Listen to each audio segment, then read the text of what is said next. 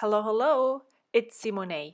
I am here with my very first scrapbooking process video in a very long time, and I have joined a group of YouTube ladies who are doing a stash bash series. Every month there is one video where we work with one item from our stash, and this month the topic is washi tape. We all have a lot of washi in our stash probably, and I am put together a little kit. This is an exclusive paper for Coco Daisy. It was in their October kit of last year, and I'm scrapbooking these two photos and that first grade author's tea. My son, I originally had only printed that one photo, the larger one with where my son is reflected in the mirror, and I so loved it, but it really didn't really help to tell the story. And my idea was to create something like a pin board that you have in your room. I had one when I was in college that I made myself from, not from cork, but I had two sticks hanging there, and then I had um, dryer line. Oh man, I can't talk. String, and that connected. And this is the idea that I have. So I put together things that color coordinated. There is some LE Studio. There is a tag. There were tags. There are going to be tags from Maggie Holmes. I thought this would look cool, but in the end I don't use it. It's from a Pink Fresh Studio embellishment pack, and these tags from Maggie Holmes work absolutely great with the color scheme, so I'm going to use those.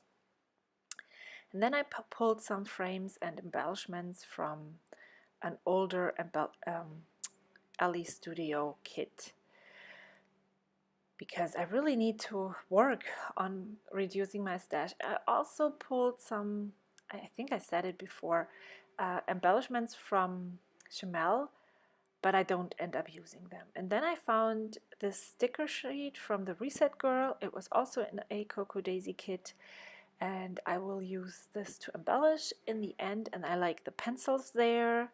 And then I loved the typewriter paper, and I thought maybe I could cut one of them out or more of them to embellish. And now I'm ripping the paper with my metal ruler. However, I don't like that the edges are so straight, so I'm now going to cut it down or rip it down with my hands without a ruler, because I really want to have that raw edge on the side. And I'm so sorry for all of the background noise. My kids are home. We are on summer break, and we have this really huge construction site across the street that will still be here until December, so I hope it works.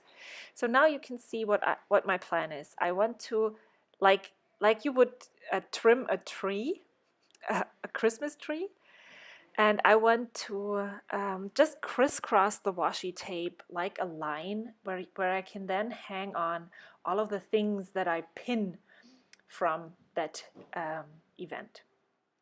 And the frame is too long, and so I just cut off the bottom part, and I will later on use it as just a die cut embellishment. Then I fuzz with this washi tape for a while, and I will not make you watch the whole process. You can see it later. Now I'm just going to place the frame on the photo, because then I don't have to work with two different pieces. It's easier to handle the photo and the frame together, and I know I want to do this, so I'm going to commit. And then I'm determining the distance of the washi tape, how steep the angles are going to be. That's why I'm placing all of the tags here. And yeah, and then I'm starting, and I'm finished now. So you can see what I mean here. I had to rip off the washi tape at one place, and it ripped the paper, so the Shine Your Light embellishment on the bottom right needs to be there to cover up some white ripping elements. Then I also cut down this journaling card from a Project Life kit, and I didn't show this to you because I will not end up using it in the end. I also fuzzy cut another journaling card that says story time. And yeah, I decide that no, that pink swirly thing, even though it is lovely and would make a really nice embellishment, and on a real pinboard it probably would look really cool, nah, it's not going to make it. Yeah, and then I'm going to just try and make all of the things work. And it really, really took me a very long time. And I don't really know if I'm satisfied with the result in the end. I'm okay with it, but when I edited the video and cut out all of the long parts, I realized that I could have taken a lot of different directions and it would still have looked good, because now it is very, very loaded and busy. But I'm still learning, and if I don't try things, I will never know if I like them in the end. So if you learn one thing from this video, it is just try things out, because you won't know if you like them if you don't try them. And then I think I bought them in 2014. I bought chic tags, is that what they are called? I wanted to have them because I think Nicole Jones used them in her videos, and I was so sure that I needed them. I couldn't live without them. Never used them. They're so distressed and have such a rustic feel. But on this layout with the dark background, it actually works. And you can also see that I don't have a problem using the creamy colors and white together on a layout. I think in this specific case, it doesn't really matter. And also I tend to just look at the cream color as not a background color or a neutral color. It is one part of the color scheme. And yeah, so I have the yellow, the teal, and the cream, browns, and white. And I think that is a really nice color scheme for this layout. I really like the colors and all of this. Yeah, so now I'm working on my title. I pulled different alphabet stickers, and again, I'm not sure if these are the right decisions that I'm making, but the layout, I think it took me 1.5 hours to finish the whole thing, and I just don't want to stick to all of these, overthink everything. I just want to commit, and yeah. And if I don't commit and find in the end that, well, maybe I should have gone with something else, then I mean, that's part of the learning process. So now I fuss with the tags here because my hole punch doesn't work. And yeah, I put everything away again. And I'm going to stick down several things. What the big problem with this layout was that I think I should have... So my idea was to hang things from that green washi line. And the way I glue things down right now, I'm not able to even make the impression that things are hanging there. So I will later on take everything off again and make it look like they're hanging. And that's why this took me so long. So I cut out, this is part of a cut apart sheet from a Chimel paper from the Little by Little line. And I really liked that tag and the way it looked, but I think the title, the alphabet stickers, they do not pop enough. So later on I will change it out. It fits okay, but it just doesn't look right.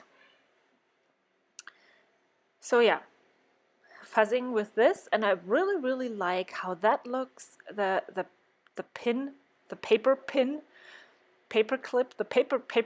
looks in on that line. And now I realized that if I take things off and on again and have to rearrange everything all the time, it's not working. So I stick down all the things that I know that I'm going to do.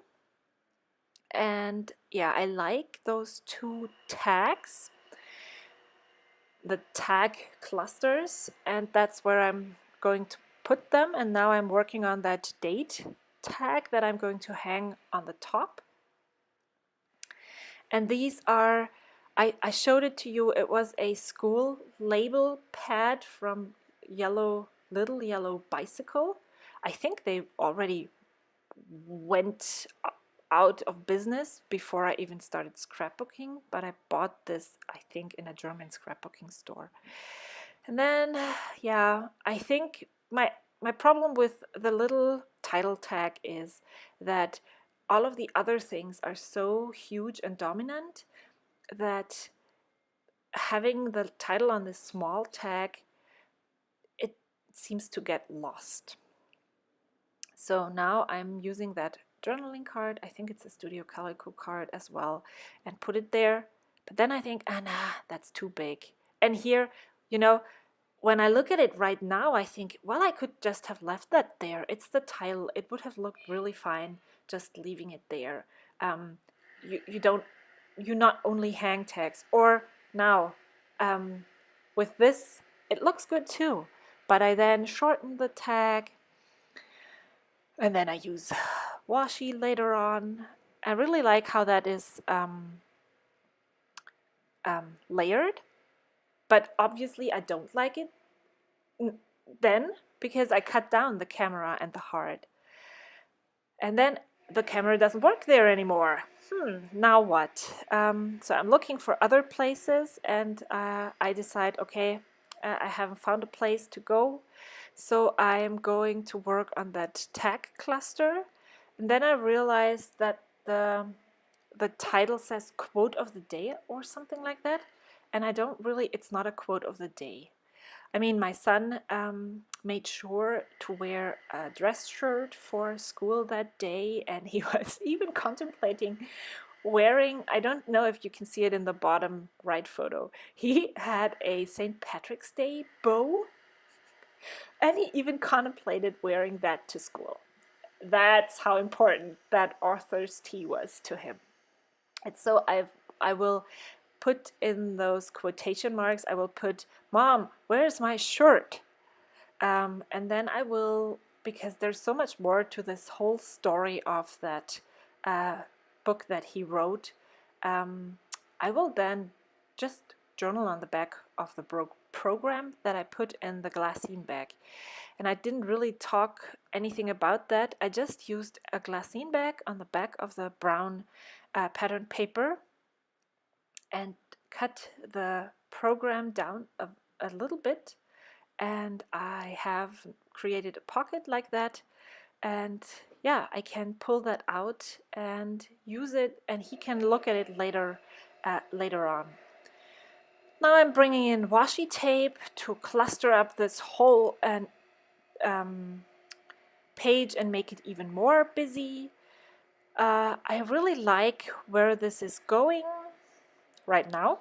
I didn't really like it when I was making it. I wasn't very satisfied. I thought, well, now I have these clusters and then I have open spaces, so now I'm taking out my my stapler, and this is where I do something really stupid. I staple the Shine Your Light into the white cardstock. And I mean, yeah, it's a scrapbook page. I can do that. But if you think literal, this is a board where you hang stuff down.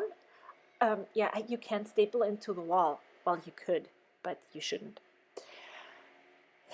Yeah, so the love tag is not working, and I brought in some red baker's twine, and this is where I realized, no, this is not working. So with this teal tag, what I did was I lifted up the washi tape and looped the thread underneath, and there I realized, yeah, this is how I should have done it from the beginning.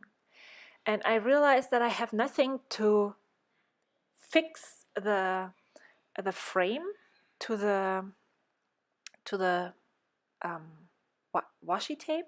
So I then have that light bulb moment that I have paper clips, and I go and get those, and I find that light bulb that has the exact right color, and I use that one for that. And I wanted to add another small, really tiny paper clip there on the frame, but it doesn't look good, so I just put it toward the title, and then I use the rest of the frame underneath the frame to layer it. And yeah, I didn't like the love tag there, and I don't like it anywhere I place it. So yeah, I just move it over the layout and look where it looks good, and then I find a place right underneath that date label, and this is where it ends up in the end. And yeah, so I'm working on hanging my tags down from the washi rope, and I'm looping all the red baker's twine under the washi tape, and now I really like the real look of it. And you can see I tie the knot, and I want it close to the washi tape, so I go and use a pencil, and then I can tie the knot right down there. That's a tiny trick that I found.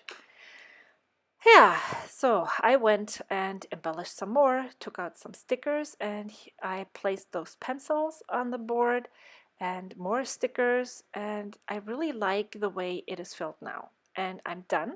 I'm just showing you the layout again because I want to show you where I have the baker's twine. I added some stickers onto the line, and I really like that. And now I'm showing you my extensive journaling and the brochure, and this is what I wrote for whenever my son wants to go back and read all about this author's tea and the project he made. Thank you so much for watching. There will be some close-ups, and I hope you will join us next month, and you will check out the ladies that do the Stash Bash challenge with me. They are linked in the description box below. Thanks so much for watching. I will see you next time. Bye!